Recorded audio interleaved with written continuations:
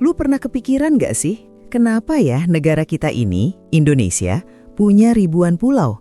Kok bisa pecah-pecah gitu?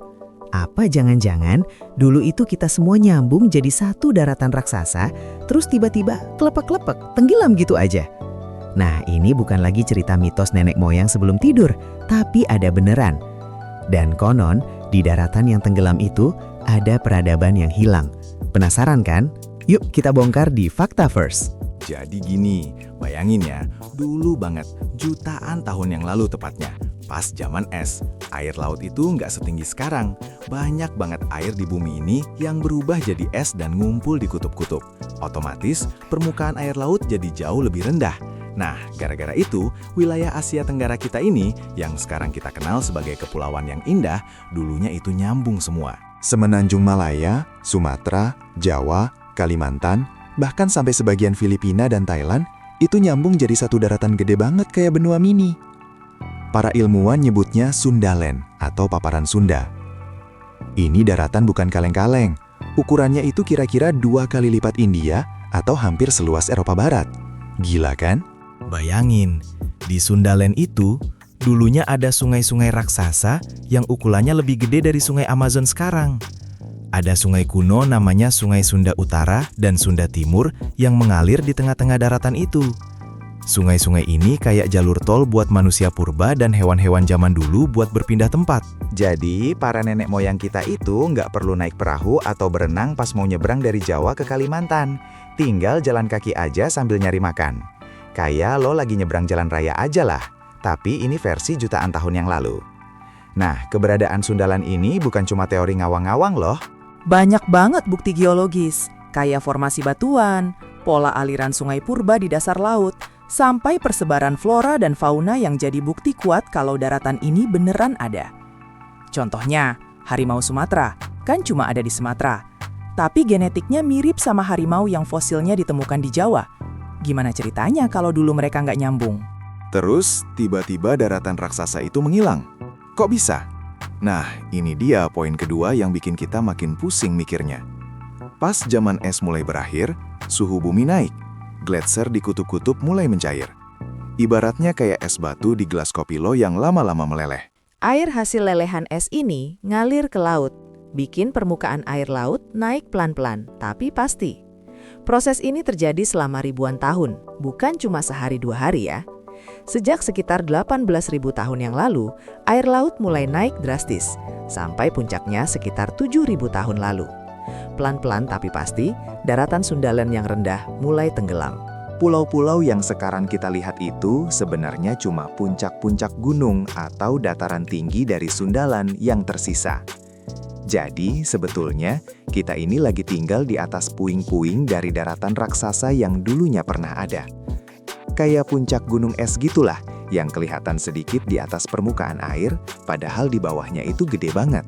Nah, karena daratan ini tenggelam pelan-pelan, muncullah pertanyaan pamungkas. Kalau Sundaland sebesar itu dan dihuni manusia purba, apa mungkin ada peradaban baju yang ikut tenggelam bersamanya? Ini nih bagian yang bikin para peneliti dan ahli teori konspirasi paling heboh. Beberapa ahli, termasuk Graham Hancock, penulis dan peneliti kontroversial, percaya bahwa di Sundaland ini mungkin pernah ada peradaban yang cukup maju.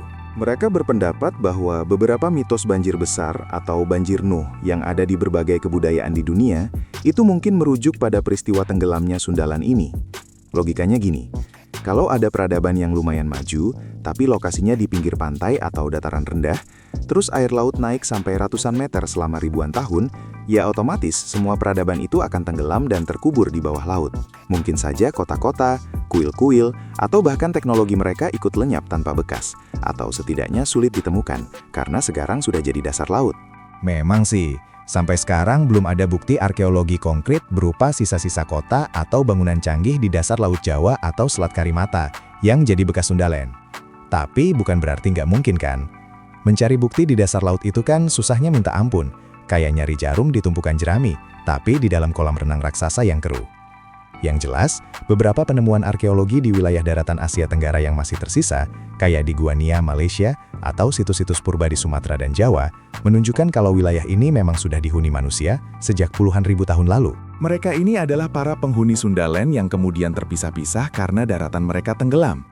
Secara genetik pun, orang-orang di Asia Tenggara sekarang punya banyak kesamaan genetik yang menunjukkan nenek moyang mereka berasal dari satu populasi yang sama di Sundaland. Jadi, intinya, ide tentang peradaban yang hilang di Sundaland itu masih jadi misteri besar yang menarik banget buat dipecahkan. Keberadaan Sundaland ini, lo tahu nggak, sampai sekarang masih punya dampak besar buat kita di Indonesia. Pertama, dari segi keanekaragaman hayati. Pulau-pulau yang dulunya nyambung ini punya flora dan fauna yang mirip-mirip. Harimau Sumatera, gajah, badak, itu semua dulunya hidup bebas di seluruh Sundaland. Begitu daratan tenggelam, mereka jadi terisolasi di pulau-pulau yang berbeda dan berevolusi sendiri-sendiri. Ini yang bikin Indonesia kaya banget sama spesies endemik yang cuma ada di sini. Kedua, dari segi budaya dan bahasa. Meskipun sekarang kita punya ratusan bahasa daerah dan suku bangsa, tapi kalau ditelusuri akar bahasanya, banyak banget kemiripan antar suku di wilayah Sundaland ini. Itu karena nenek moyang mereka dulunya satu keluarga besar yang tinggal di daratan yang sama. Ketika daratan tenggelam, mereka terpisah, berkembang sendiri, tapi tetap membawa jejak-jejak masa lalu Sundaland dalam bahasa dan budayanya. Jadi, Sundaland ini bukan cuma masa lalu geologis, tapi juga fondasi bagi keunikan Indonesia kita sekarang. Gimana? Mind-blowing kan? Ternyata negara kita ini punya sejarah yang jauh lebih tua dan misterius dari yang kita kira. Daratan raksasa yang tenggelam, peradaban yang mungkin hilang, dan jejak-jejaknya yang masih kita rasakan sampai sekarang. Jadi, pas lo lagi ngelihat peta Indonesia yang penuh pulau, ingat-ingat deh kalau dulu mungkin semua itu nyambung. Siapa tahu, di dasar laut sana, ada rahasia besar tentang peradaban kuno yang masih nunggu buat ditemukan. Menurut lo, beneran ada nggak sih peradaban maju di Sundaland yang tenggelam? Atau cuma mitos aja? Coba deh tulis pendapat lo di kolom komentar. Jangan lupa juga buat like video ini dan subscribe channel Fakta First biar nggak ketinggalan cerita-cerita mind-blowing lainnya. Sampai jumpa di video selanjutnya.